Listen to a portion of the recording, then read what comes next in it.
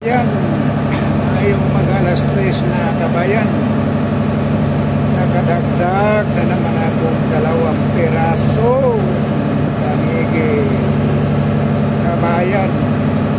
Biyaya na naman ang binigay sa ating Panginoon. 2 piraso kabayan. Dito lang sa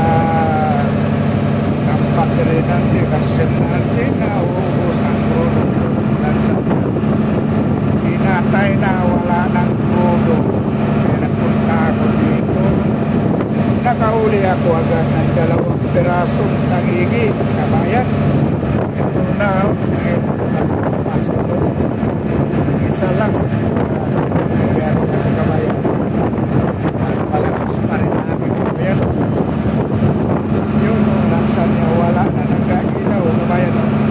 Naubos ang dito na lamang kabayan.